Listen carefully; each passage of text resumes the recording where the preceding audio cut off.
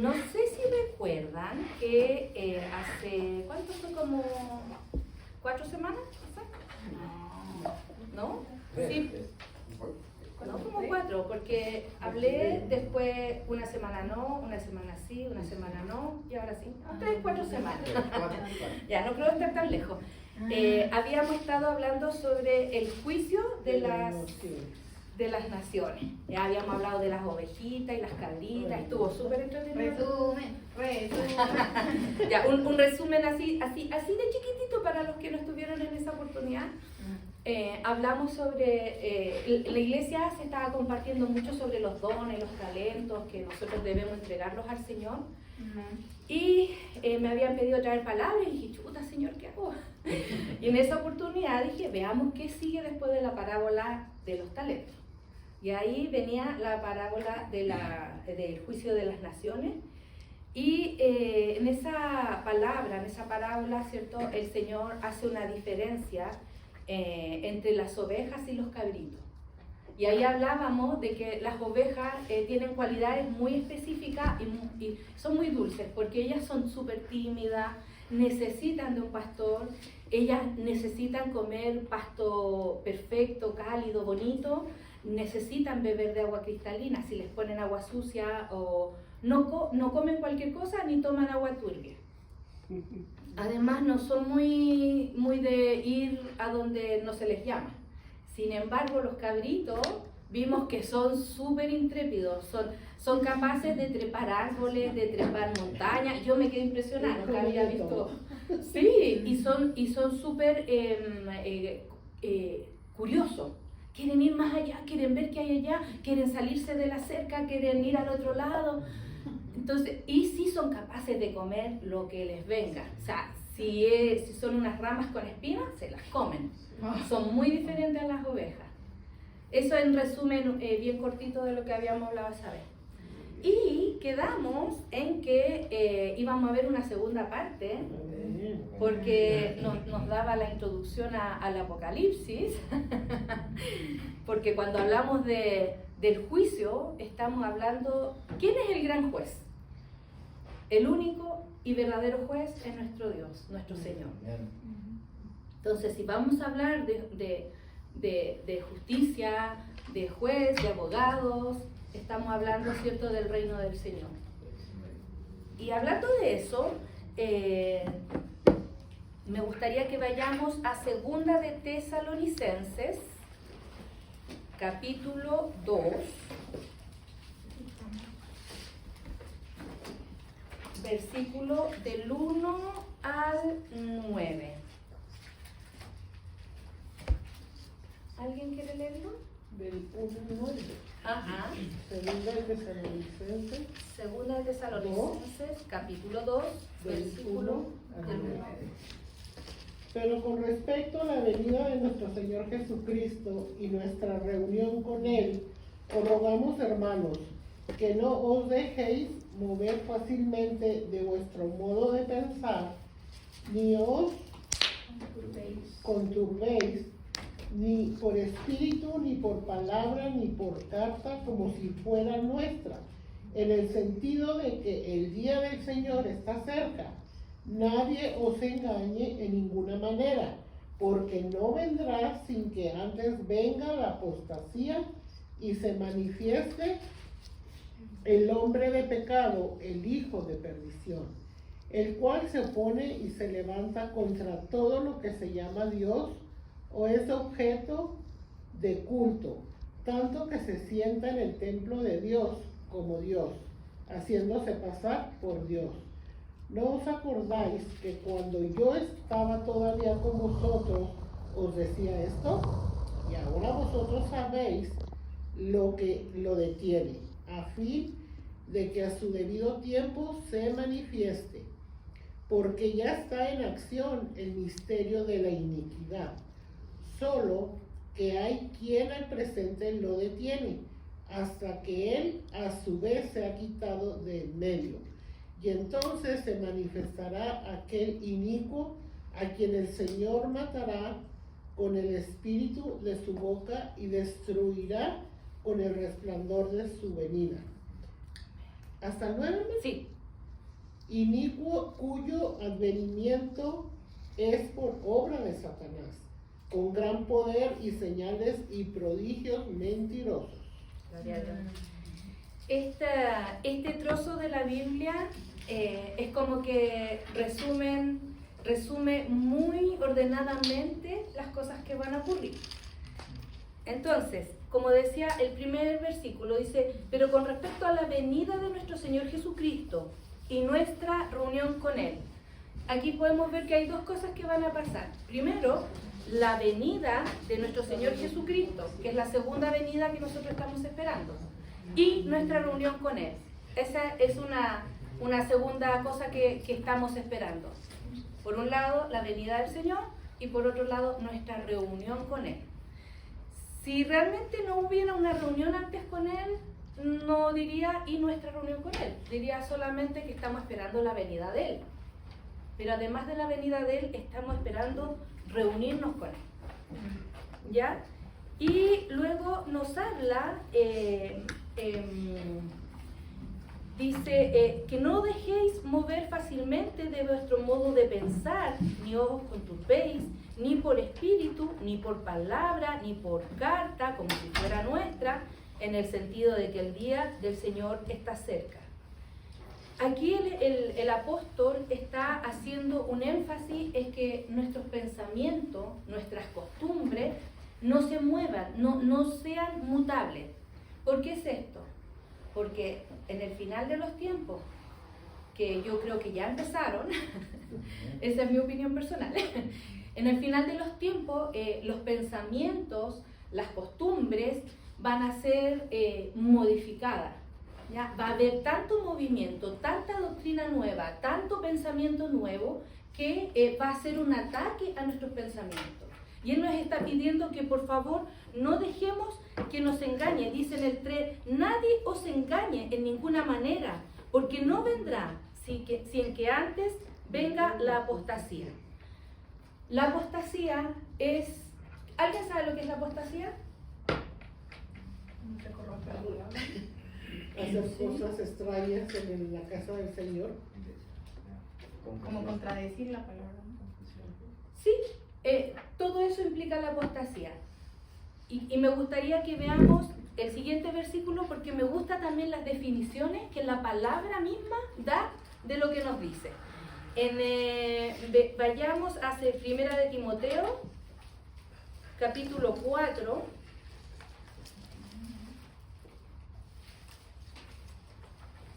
Dice así del versículo 1,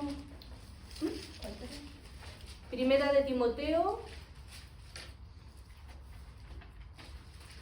capítulo 4, versículo del 1 al 5. Dice así, pero el Espíritu dice claramente que en los postreros tiempos algunos apostatarán de la fe, escuchando a espíritus engañadores y a doctrinas de demonios. Para mí esta definición es la mejor, es mejor que la de Google, que la de la RAE, es la mejor definición. La definición entonces de apostasía es escuchar a espíritus engañadores y doctrinas de demonios. Por la hipocresía de mentirosos que teniendo cauterizada la conciencia, prohibirán casarse, mandarán abstenerse de alimentos que Dios creó para que con acción de gracias participasen de ellos los creyentes y los que han conocido la verdad. Porque todo lo que Dios creó es bueno y nada es de deshacerse si se toma con acción de gracias. Porque por la palabra de Dios y por la oración es santificado. Entonces, aquí vemos una definición de la apostasía. Es escuchar doctrina de demonios. En el fondo, la apostasía es, como ustedes decían, cuando uno se va en contra de su propia creencia, en contra de la verdad que uno mismo ha profesado creer. Yo, personalmente, y esta es mi opinión, estamos en la apostasía. creo que nunca en la historia se había visto que existiera una Biblia, palabra de Dios, palabra santa, que fuera inclusiva. A mi parecer esto es una aberración, es una apostasía. Hoy en día, no sé si muchos saben, sacaron una nueva versión, una Biblia que es inclusiva, donde habla no de que Dios creó al hombre y a la mujer, sino que a la criatura, al creado. Y el creado es un ser humano que no tiene sexo, porque ustedes saben que hoy en día las personas no tienen sexo biológico, sino que sexo mental. Entonces, eso es apostatar de la fe. Luego tenemos iglesias, estoy dando algunos de los ejemplos, que esto también lo hemos visto en otras ocasiones, iglesias que hoy en día se dicen ser iglesia de Dios y sin embargo tienen el arco iris representando su espíritu, diciendo nosotros somos una iglesia en que es lícito, es permitido, sí. Es permitido tener una relación amorosa con una persona de tu mismo sexo. Sin embargo, como veíamos en la palabra, ¿a qué nos instaba el apóstol Pablo? Nos decía que nada moviera nuestros pensamientos, que nada moviera nuestra forma de pensar, que nada cambiara nuestras costumbres. Y nosotros que creemos en la verdadera palabra, creemos en los originales, que el Antiguo Testamento fue escrito en el hebreo y el Nuevo Testamento en griego, no podemos estar aceptando cosas que van en contra de los mandamientos de nuestro Señor. Si yo amo a Dios, no puedo irme en contra de su palabra. Una demostración de amor justamente es obedecer, es permanecer en su camino. Entonces, como les decía, la apostasía, yo en mi modo de pensar, ya se instauró. Creo que nunca en la historia del ser humano había habido tanta confusión mental, tanta confusión. Y lo peor no es que algunas personas estén confundidas, sino que están predicando esta confusión y se la están entregando a nuestros hijos, se la están entregando a todos los jóvenes. Ahora los jóvenes en las escuelas, para ellos es normal ver que dos hombres tengan una relación amorosa o dos mujeres. Es normal, porque es parte de la nueva creencia de que seamos inclusivos, es como la moda, no podemos ser anticuados, es retrógrada pensar que las personas solamente pueden estar hombre con mujer y ser un marido y mujer y una familia como la conformó el Señor. Todo eso es apostatar. Por lo tanto, estamos en tiempo de la apostasía. Hermana, y lo más triste del asunto que aquí en Colorado está aprobado por el gobernador. Eso de que dice que acaba de firmar que si un papá no está de acuerdo, puede ir preso. Aquí en Colorado. No le puedo creer. Salió en las noticias. No pueden definirle al niño. O sea, si no puede uno decir que no está de acuerdo porque el gobierno va a ir preso.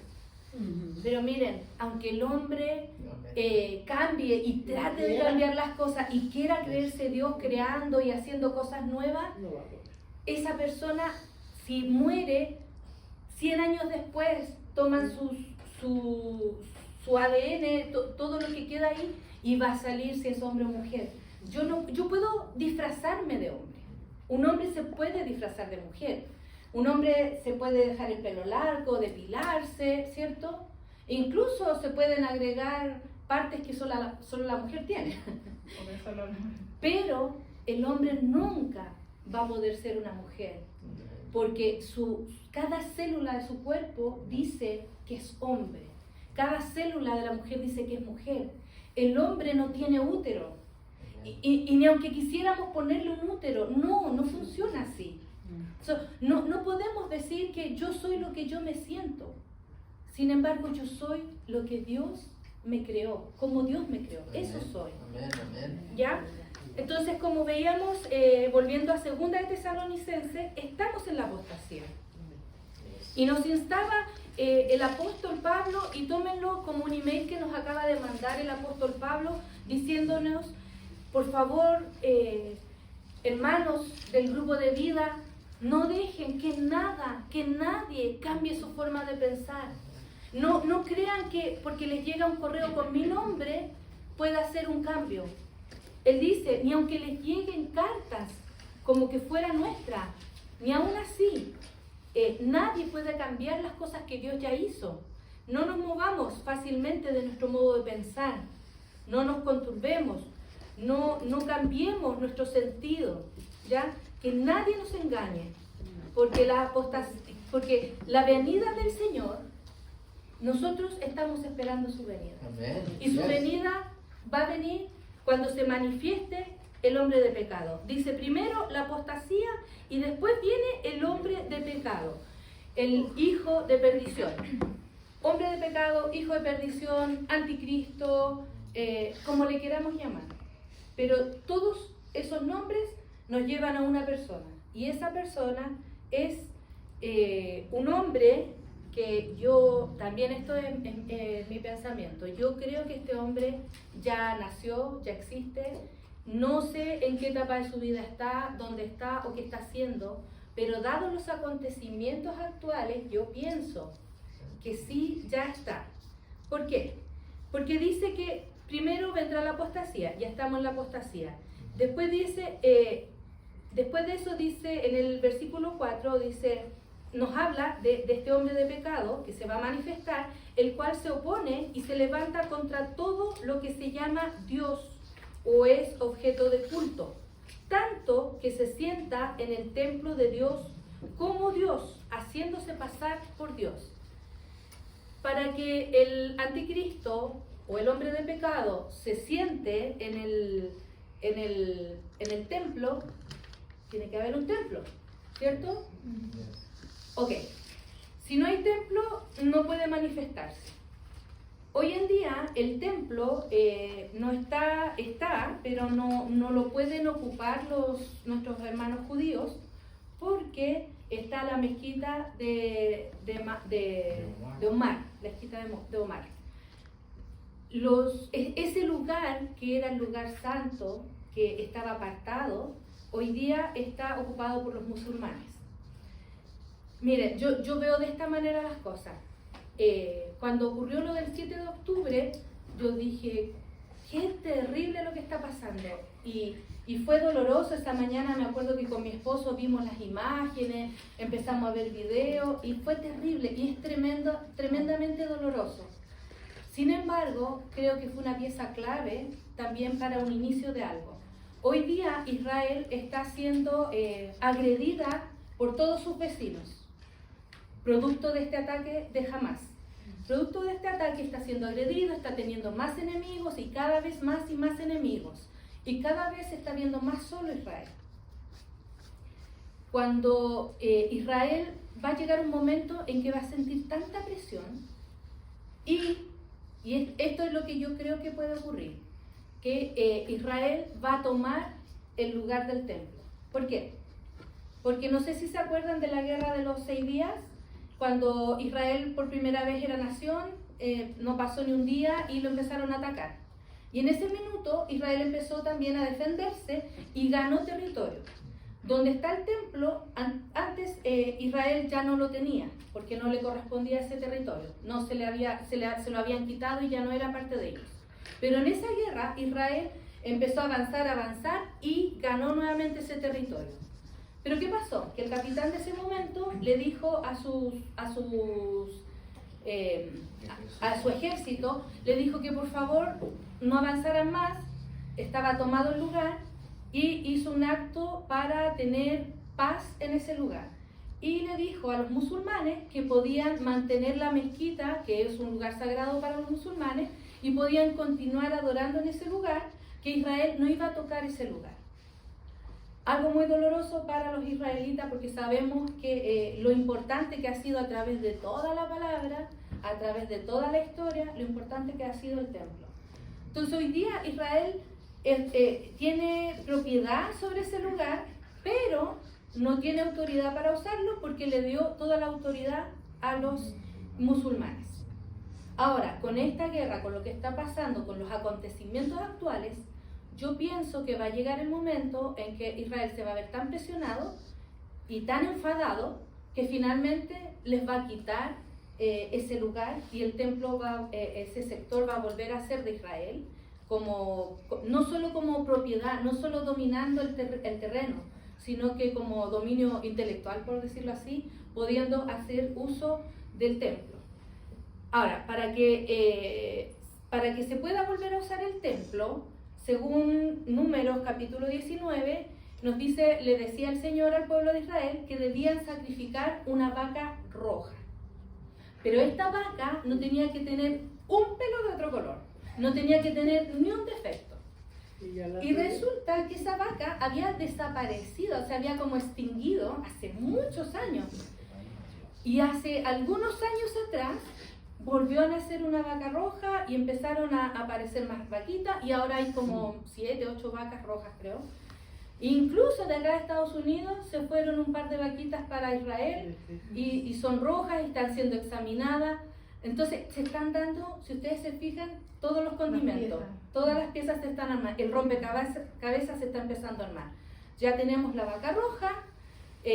Con esta guerra que está pasando actualmente, yo creo que estamos cercanos a que Israel tome posesión del templo y puedan hacer el sacrificio de la vaca roja, que es para purificar el templo. Para eso es la vaca roja, por si alguien no lo sabía. Ellos necesitan sacrificar esa vaca para purificar el templo después de haber sido profanado el lugar.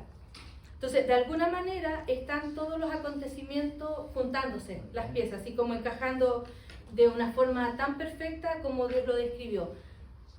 Y bueno, debo decirle, yo me he gozado preparando esto porque es impresionante, hermanos, yo los animo a que lean el Apocalipsis. Es impresionante como el Apocalipsis te habla de una manera, pero si tú quieres más detalles, te vas al Antiguo Testamento, a los profetas, y tienes la misma guerra, pero acá con otros detalles. Tienes la misma situación del Apocalipsis, pero acá tienes otros condimentos. Y yo me impresiono porque de verdad yo digo, Señor, de verdad, ¿cómo las personas no pueden ver esto? ¿Cómo hay tanta persona que necesita aún conocerte? Y nosotros que estamos esperando su segunda venida, estamos atentos y tenemos que estarlo. Miren, vayamos a Primera de Tesalonicenses, capítulo 4, versículo 3. ¿3 o 3? Le puse 13 y yo lo tengo acá destacado 13. Sí, 13. Oh, perdón, dije 3. Sí. Dice, aquí viene lo bueno. La venida del Señor. ¿Alguien que me ayude con la lectura? ¿Sí? Solo el 13. Del versículo 13, perdón, hasta el... Leámoslo hasta el 17. Okay. La venida del Señor. Tampoco queremos, hermanos, que ignoréis acerca de los que duermen, para que no os entristezcáis como los otros que no tienen esperanza. Porque si creemos que Jesús murió y resucitó, así también traerá Dios con Jesús a los que durmieron en él. Por lo cual os decimos esto en palabra del Señor, que nosotros que vivimos, que habremos quedado hasta la venida del Señor, no procederemos a los que durmieron. Porque el Señor mismo, con voz de mando, con voz de arcángel y con trompeta de Dios, descenderá del cielo, y los muertos en Cristo resucitarán primero. Luego, nosotros los que vivimos, los que hayamos quedado, seremos arrebatados juntamente con ellos en las nubes para recibir al Señor en el aire, y así estaremos siempre con el Señor. Y miren, es más, le voy a pedir que continúe leyendo, pero ahora el capítulo 5 de ahí mismo, el versículo 2 hasta el 5. Porque vosotros sabéis perfectamente que el día del Señor vendrá así como ladrón en la noche. Que cuando digan paz y seguridad, Entonces vendrá sobre ellos destrucción repentina, como los dolores a la mujer encinta, y no escaparán. Mas vosotros, hermanos, no estáis en tinieblas, para que aquel día os sorprenda como ladrón. Porque todos vosotros sois hijos de luz e hijos del día. No somos de la noche ni de las tinieblas. Amén. Miren, yo de niña siempre había escuchado de que el Señor iba a venir como ladrón en la noche. Y la verdad es que sí lo dice la palabra, pero eso no está completo. Está sumamente, queda corto, queda muy corto a la verdad. Por eso es que es importante que nosotros, cada uno de nosotros, yo los motivo a estudiar la palabra. Dice que a pesar de que dice que vendrá como ladrón en la noche, pero dice también en el versículo 4, más vosotros hermanos no estáis en tinieblas, para que aquel día os sorprenda como ladrón. A nosotros no nos va a sorprender. Nosotros no podemos ser sorprendidos. Y como leíamos anteriormente, todas estas cosas van a pasar así como la... Miren, cuando yo tengo tanto que decir, perdón si me ataranto. Miren, no va a venir como ladrón en la noche para los que somos hijos del día, nosotros. ¿Por qué? Porque nosotros, les voy a poner un ejemplo. Cuando yo estaba embarazada, supe que quedé embarazada de Connie. Yo dije, ¡ay, qué hermoso ya! Pero el médico inmediatamente nos dice, miren, tal fecha más o menos, creo que la primera cita fue el que nos dijeron al tiro, más o menos la fecha probable del nacimiento. Y uno, como mujer, empieza a pasar los meses, la panza empieza a crecer, y ya cuando uno dice, llega como en el último mes, o poquito antes, que el bebé se voltea, y la mujer siente ese volteo del bebé en el vientre. Y cuando eso ocurre, es una señal de que el tiempo está cerca. Tú no sabes el día y la hora en que tu hijo va a nacer, pero sí sabes por las señales que ya está cerca de ese momento. Yo sabía a mis 3 meses de embarazo que todavía no iba a nacer mi bebé, que le faltaba mucho. A los 5 meses también yo sabía que todavía no era tiempo. Pero ya cuando entré al 8º mes, dije, ya está cerca. ¿Y qué es lo que uno hace como mujer? Preparar el bolsito, ¿cierto? La maleta con las mudas del bebé. Preparando maletas. Y preparamos el otro bolsito con la muda nuestra para irnos a la clínica. Entonces, si la mujer cuando va a estar de parto tiene señales de que ya es el tiempo, nosotros como hijos de Dios también tenemos señales en los tiempos. Y gracias al Señor que ha tenido misericordia y nos ha dejado señales para que no estemos ciegos, para que no estemos sin entender, sin saber qué es lo que viene, ni para dónde vamos, ni para dónde fue. Es importante. Entonces el Señor aquí en este versículo nos habla de la venida que está pronta y empieza a decirnos que algunos misterios, algunos secretos importantes sobre la venida. Como por ejemplo, dice porque creemos en Jesús que murió y resucitó y también traerá, bueno, primero dice que el Señor Jesucristo va a venir en una segunda venida. Luego dice que también va a despertar a los que murieron en Él. Dice que durmieron, pero todos sabemos que dormir en la palabra muchas veces se refiere a morir, porque se supone que las personas duermen. Se les dice que duermen porque es como el mismo estado que cuando uno se va a dormir, es como que está muerto, pero en verdad es porque la creencia hebrea es que siempre se espera una resurrección. Entonces por eso se le llama dormir. ¿Ya? Y dice que van a haber señales, ¿ya? Que van a haber señales y nosotros las vamos a ver. Una de esas señales, una de las cosas que van a pasar es el rapto. Debo decirles que cuando yo crecí en una iglesia y en mi iglesia nunca se habló del rapto. No se habló, no sé si les pasó a ustedes, pero era un tema que no era tema en esa época. Pero hoy en día es importante que conozcamos, que entendamos de qué se trata. Y justamente este capítulo que acabamos de leer nos habla sobre el rapto. Y fíjense que en el versículo, dice en el versículo 15, dice, por lo cual os decimos esto en palabra del Señor, que nosotros que vivimos, que habremos quedado hasta la venida del Señor, no precederemos a los que duermen. Después dice, porque el Señor mismo, con voz de mando, con voz de arcángel y con trompeta de Dios, descenderá del cielo, y los muertos en Cristo resucitarán primero.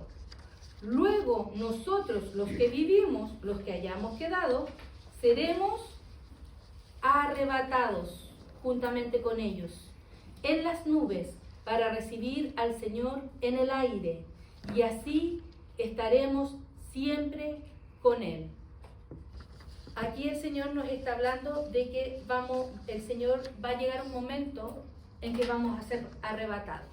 La gran discusión de la mayoría de las iglesias es si el arrebatamiento ocurre antes de la tribulación, después de la tribulación, en medio de la tribulación.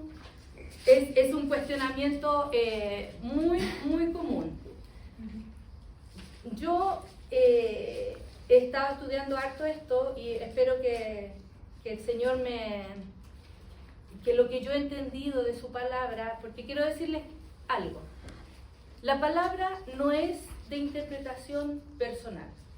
La palabra de Dios está hecha para que todos la entendamos y no para que unos interpreten una cosa y otros otra. Entonces, yo quiero que cada uno pueda ir escudriñando y encontrando las respuestas en la palabra. Así como vimos que la apostasía, la definición de apostasía también la podíamos encontrar en la palabra, también podemos entender cuándo ocurrirán todas las cosas, porque hay señales, y esas señales el Señor las dejó bien claras. Miren, antes de la venida del Señor Jesucristo van a ocurrir algunas cosas súper importantes. La primera son los 7 sellos. Los 7 sellos los pueden ver en Apocalipsis, donde se habla, y son cosas, entre comillas, cosas malas que van a pasar. Va a venir hambre, van a venir muchas necesidades, muchas carencias, mucha maldad. Luego van a venir 7 trompetas. Si los sellos eran malos, las trompetas son un poquito más malos. Así que vienen después 7 trompetas. Y después de las 7 trompetas es a lo que se le llama la gran tribulación o la ira de Dios, donde se derraman las 7 copas, las 7 copas de la ira. ¿Ya? Para que podamos entender un poquito más, hice este cuadro con mucho esfuerzo, espero que se pueda entender. Los capítulos del 1 al 3 de Apocalipsis nos hablan de las 7 iglesias. Las 7 iglesias son lo que nosotros vivimos. Y esto se los digo con harto temor de Jehová. ¿Por qué?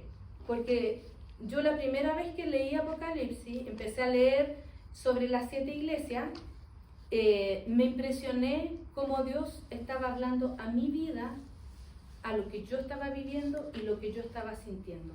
Y sentí una exhortación tan fuerte de parte de Él cuando me dijo: una cosa tengo contra ti, que has dejado tu primer amor. Y creo que no hay nadie que no haya sentido algo así en algún minuto.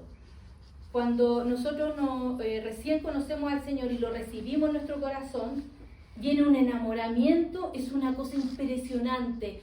Yo sentía que caminaba por las nubes. Voy a ser honesta, yo tenía 13 años cuando recibí al Señor. Entonces yo veía las hojas como caían del árbol y yo, ¡oh, qué hermoso, qué maravilloso! ¿Han visto a una persona enamorada? Así como, ¡oh!, que ustedes le ven esa sonrisa todo el día, que aunque le pasen cosas malas, está con una sonrisa. Así andaba yo. Y yo veía el arco iris, qué hermoso, veía las nubes, ¡oh, qué precioso, Señor, tú lo hiciste! Y me impresionaba de cosas que eran tan simples, tan sencillas, que siempre había tenido a mi alrededor, pero en el momento en que me enamoré de Él, tenían un color más intenso, las cosas tenían un sabor más fuerte, todo era más intenso, las emociones. Asimismo pasa cuando uno se enamora de una pareja.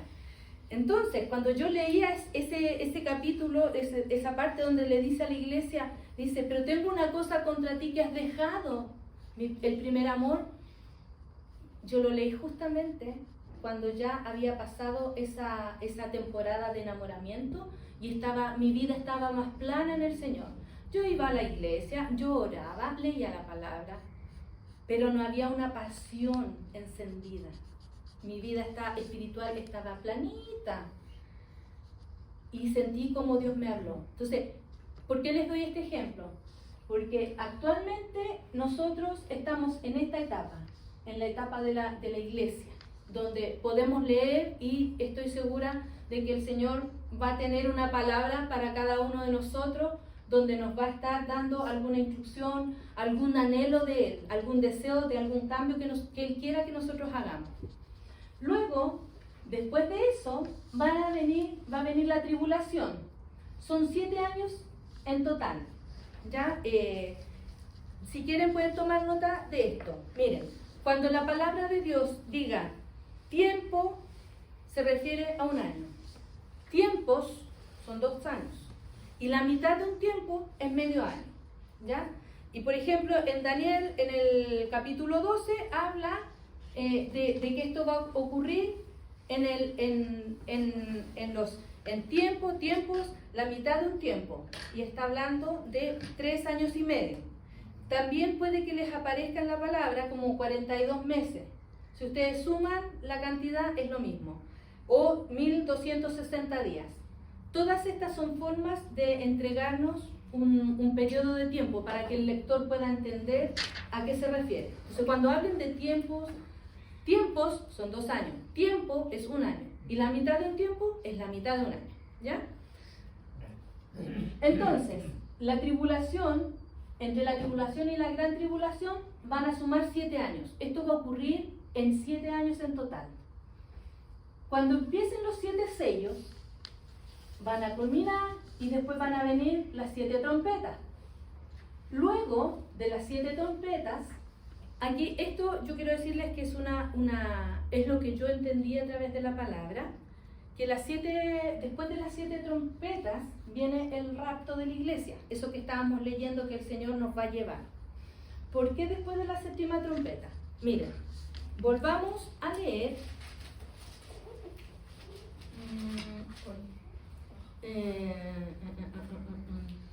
yo lo marqué. Leamos Primera de Tesalonicenses, capítulo 4, versículo 16. Primera de Tesalonicenses, capítulo 4, versículo 16. ¿Si alguien me ayuda con la lectura de ese versículo?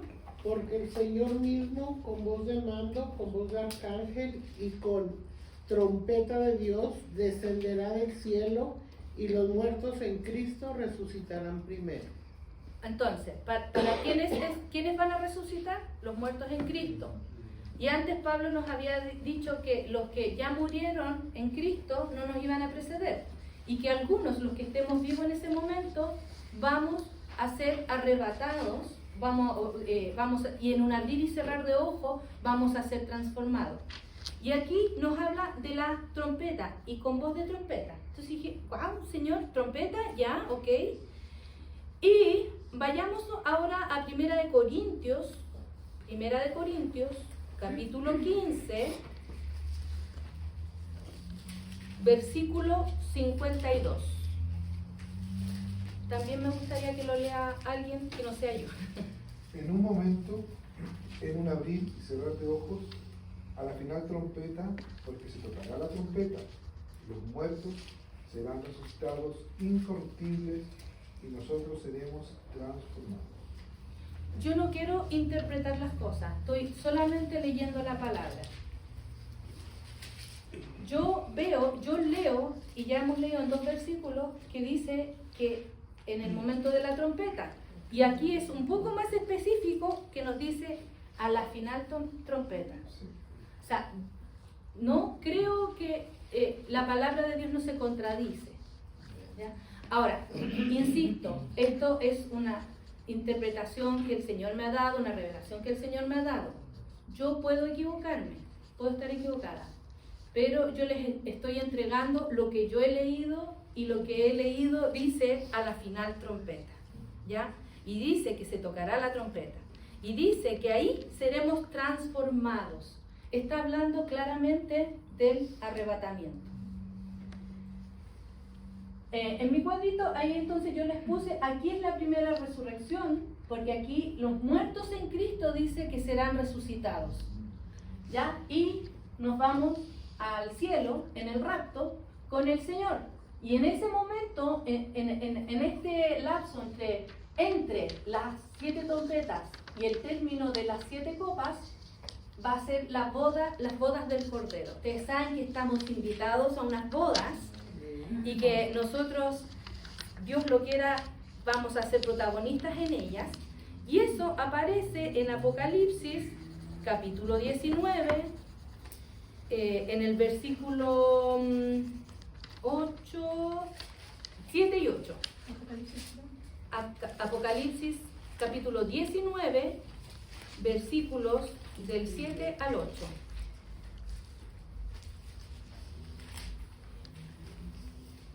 ¿Alguien que me ayude con la lectura? Gocémonos y alegrémonos y démosle gloria, porque han llegado las bodas del Cordero, y su esposa se ha preparado. Y a ella se le ha concedido que se vista de lino fino, limpio y resplandeciente, porque el lino fino es las acciones justas de los santos. Amén. ¿Se acuerdan de las vestiduras, cierto? ¿Cómo nos vamos a vestir en la eternidad? ¿Y qué es el lino fino?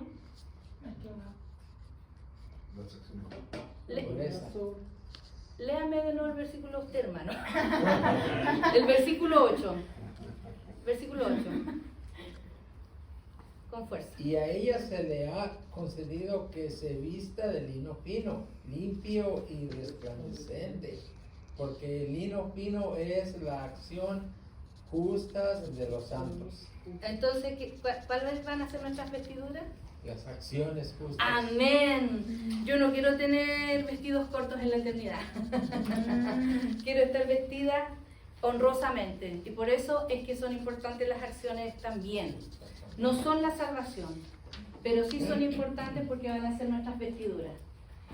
Luego, o van a ocurrir en ese periodo, después del rapto, vienen las 7 copas de la ira. Algunos argumentan que la iglesia no va a pasar por la tribulación porque dice que no hemos sido llamados para la ira. Pero no dice que no vamos a pasar por tribulación. Nada indica en la Biblia que no vayamos a vivir la primera etapa. Lo que no vamos a pasar es justamente la ira de Dios, o la gran tribulación, o las 7 copas de la ira. Eso es lo que yo estoy entendiendo con lo que hemos ido leyendo. Luego va a venir la segunda venida, que es la que estábamos hablando, que es, tiene que ser el mayor anhelo. Yo, hermanos, yo anhelo estar con Él para siempre. Y anhelo regresar con Él. Quiero estar con Él.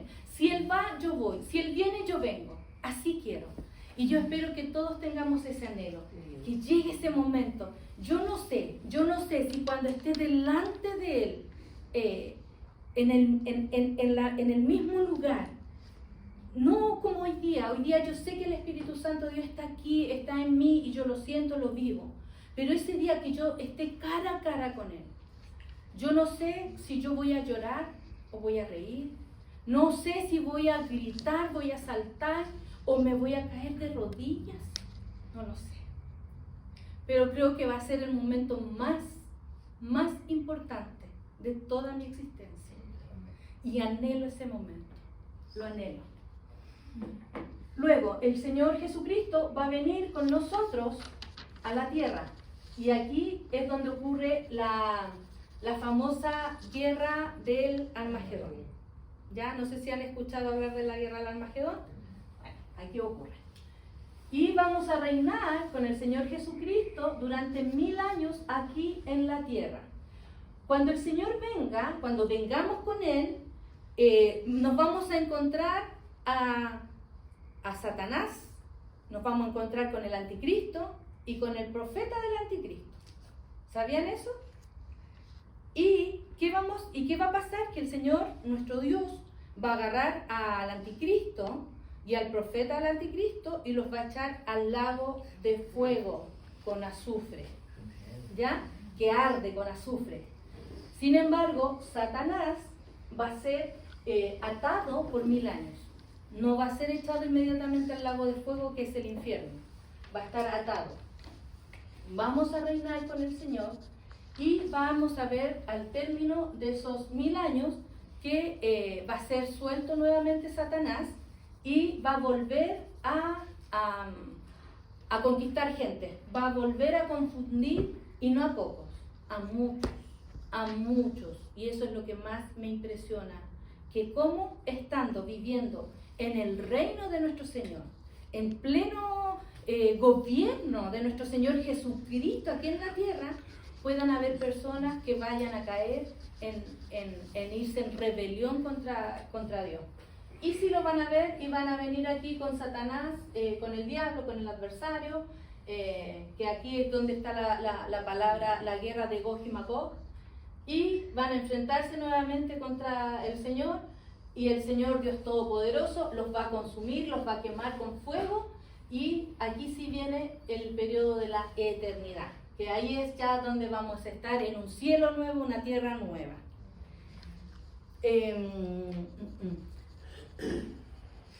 Miren, yo estoy segura que nosotros vamos a ver al anticristo, porque si realmente el Señor nos fuera a arrebatar antes, ¿por qué motivo nos estaría dando tantas señales, tantos detalles?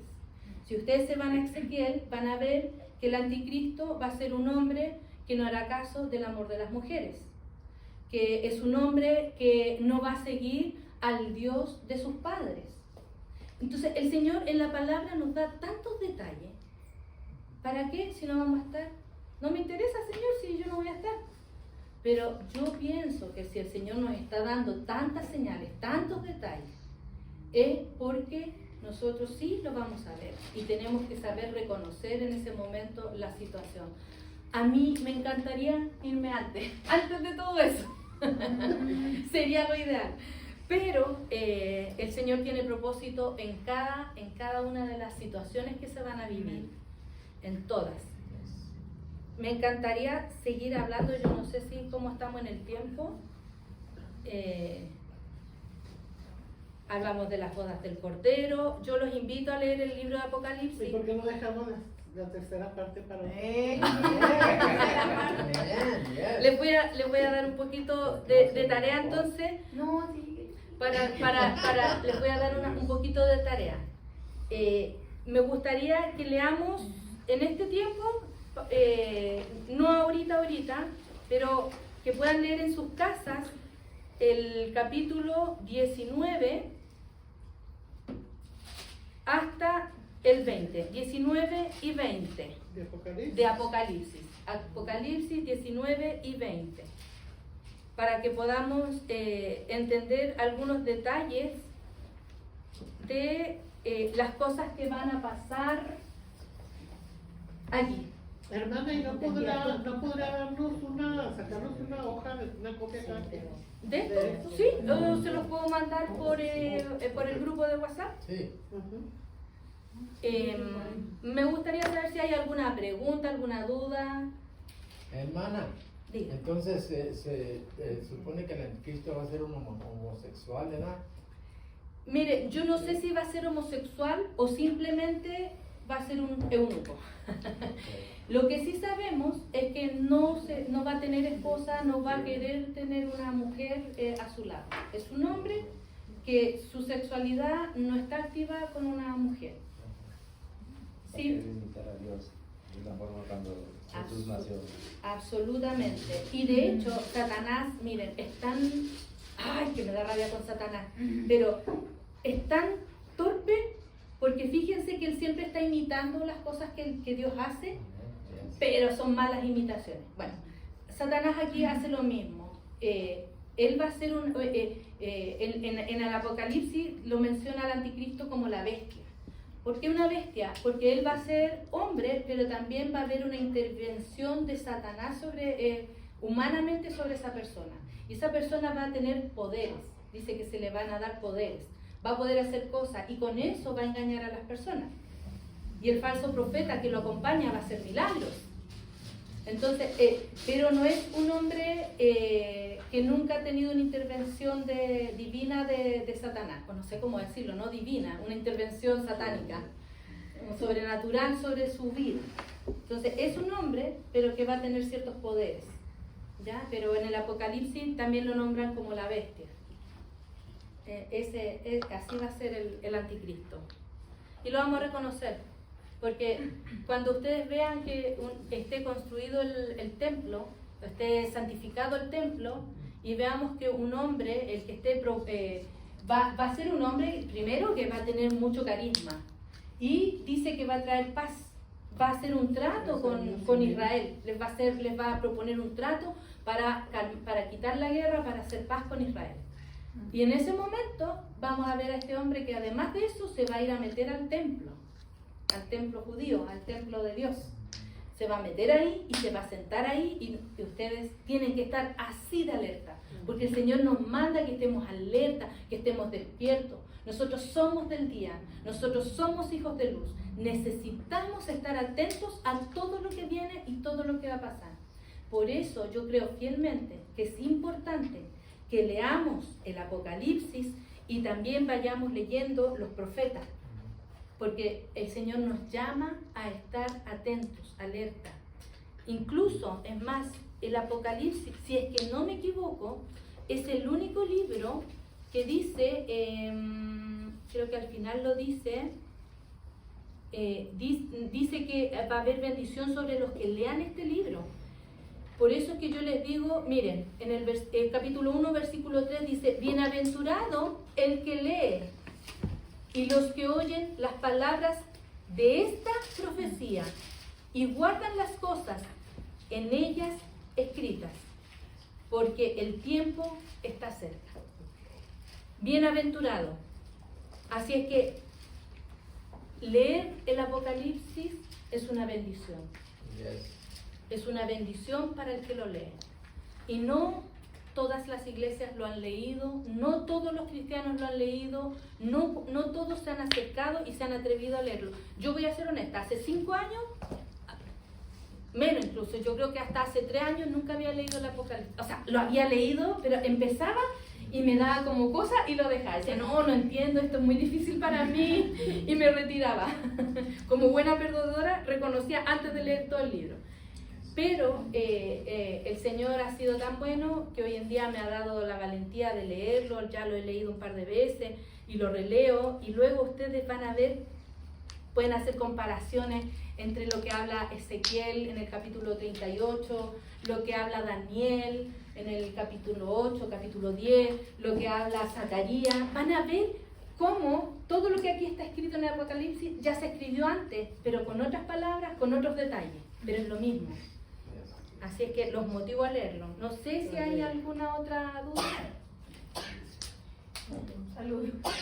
Yo lo he leído varias veces, pero hace como mucho tiempo, digamos. Y sí, ahorita me entró una duda porque el anticristo va a estar ubicado en donde, para que así en el diagrama se puedan ubicar bien. Tú dices que lo vamos a ver y va a ser antes del rato, entonces entre las 7 sellos, de los 7 sellos, ahí ubicarlo. Yo pienso que lo vamos a empezar a ver en la tribulación. Sí. Pero la mayor manifestación, la mayor fuerza que él va a agarrar va a ser, yo pienso que va a ser aún más. Perdón, dice que va a durar 3 años y medio nomás. Parece que algo así dice él. Dice que va a ser es O como se un va a acuerdo de revelar a los paz. 3 años. 3 años Sí, y medio de paz. 3 años y medio de paz. Nosotros Y 3 ahí años y él se medio. revela Se va a como él es. manifestar. como él es. Exacto. Solo es eso, como que quería ubicarlo donde estaba en el diagrama o algo así. Está aquí están los 7 años, Ajá. está en toda la tribulación. O Yo sea, pienso él que está lo al va- inicio de los 7 Sí, sellos. yo pienso que lo vamos a empezar a ver de antes. Ahora, él se va a revelar, como decíamos, a los 3 años y medio. Sí, sí. Y ahí es como que le va a dar la espalda, va a irse en contra del Va a decir trato, quién es del él. pacto que va a hacer con Israel, también se va a rebelar contra ese mismo Sí. pacto y vamos a poder ver realmente cómo es. 7 años y medio de terror. Así es. 3 años y medio. Sí. Para los que no estén con Para los Cristo. que se queden. No, pero yo me imagino que la gente que votó por él o lo sigue a él, que de repente mencione que él es el Mesías en ese momento y todo. Así le van a decir. Ahí es donde debemos de estar listos y no dejarnos engañar. Que tal Exacto. que ya lo estamos siguiendo.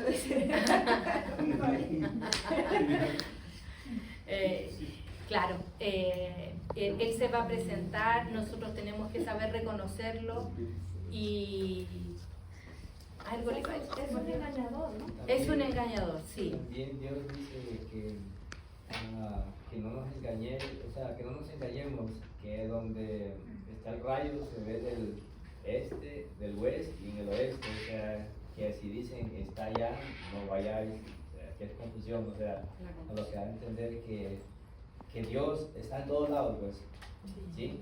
Está en todos lados, no solo está en un lugar. Cierto, cierto. Así que cuando vean a ese Mesías, entre comillas, que no es el verdadero Mesías, ese entre comillas que va a estar haciendo milagros, pero que a su vez también se va a ir a meter al templo y se va a sentar, sepan ustedes que ese es el Hay una serie muy interesante que se llama Mesías o Mesías, solo así, y es prácticamente algo así, que se muestra a un hombre como que fuera Jesucristo, hace milagros, tiene seguidores, muy interesante. La vamos a buscar. Igual que, bueno, ella sabe que he estado viendo La Casa de David, está muy bueno la serie. También se la recomiendo, una muy buena serie, está bien, como bien apegada a la Biblia, al menos los capítulos que yo he visto hasta aquí. También, Eso es lo que buscamos. sí, uno busca que sean bien apegados a la palabra y no algo que se escape. Exacto. Entonces quedamos pendientes con la tercera parte, hermana. Ok.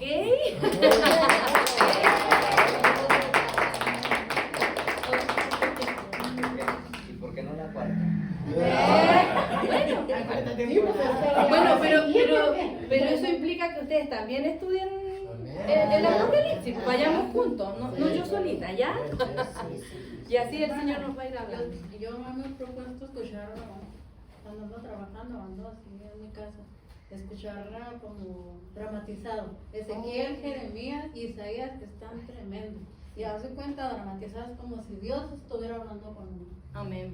Y fíjese Eso que está tremendo como es lo Señor. mismo que el Apocalipsis. Si usted después se va al Apocalipsis y se va a encontrar que ocurren las mismas cosas, que por ejemplo el Señor va a llamar, le dice que van a venir todas las aves de los cielos para que vengan a vengan a comer carnes de capitanes, de príncipes. Y es lo mismo que pasó, que después lo dice en Apocalipsis y lo decía en Ezequiel. Es impresionante, por eso le digo, hay una relación estrecha en cada palabra. Pero dramatizada, yo en la Biblia si la leo, no le tomo el sabor como porque ha de cuenta dramatizada como que el Señor con un poder que hablan. Amén. O sea, cómo le habla el Señor, cómo les da la profecía de ellos. Mire, Todo lo que viene les explica. me acabo de acordar de algo que me gustaría decírselos antes ya para terminar. Yo hoy día hablaba con una amiga y me preguntó ¿y de qué se va a tratar el estudio? Y le conté. Y me dijo, y me escuchaba y me decía, wow, y me dijo, pero Beatriz me dijo, si esto va a pasar, si nosotros vamos realmente a pasar por una parte de la tribulación, entonces, ¿cuál es nuestra esperanza? ¿Cómo nos preparamos? ¿Qué debemos hacer? Y yo, oye, muy buena pregunta. Resulta que uno de los caballos, en los primeros sellos, hay uno de los caballos que dice que viene con una balanza y que va a traer hambre, frío, qué sé yo, o sea, como que viene una pobreza, una necesidad de hambre. Incluso dice que el hombre va a trabajar tanto para conseguir solamente una porción de comida. No como hoy día que uno trabaja y tiene para pagar arriendo, tiene para pagar supermercado, etc. Sino que va a haber una escasez tan grande. Pero el Señor le dice, ok, haz todo eso, pero una cosa te pido, que no toques ni el aceite ni el vino. ¿Se acuerdan que hablábamos estudios atrás de que el aceite es la representación del Espíritu Santo? Entonces aquí el Señor nos está dando una promesa, nos está diciendo, hasta el último día ustedes van a estar con el Espíritu Santo. O sea, va a poder pasar catástrofes, van a pasar muchas cosas feas, pero ustedes igual van a tener el Espíritu Santo, vamos a estar con Él. Y eso era el aceite. ¿Y el vino? ¿Qué es el vino? El vino representa dos cosas. Por un lado es la redención, la sangre de Cristo, ¿cierto? Y además representa el gozo. Dice la palabra del Señor que cuando el hombre bebe, ¿cierto? Toma vino, su corazón se trae contentamiento. Quiere decir que aunque, hermanos, se caigan las montañas, se caigan los árboles, granice, pase lo que pase, el Señor no va a permitir que el Espíritu Santo nos abandone, ni que el gozo sea parte de nuestro corazón. Aún en medio de toda esa dificultad, vamos a tener ese gozo que es indescriptible, ese gozo que no tiene explicación humana. Ya, y con eso termino. Muchas gracias, hermana Beatriz, y que el Señor le siga dando la sabiduría y que Para la siguiente temporada. Para la siguiente. Vamos a orar, hermanos, vamos a orar y luego darle gracias a Dios por este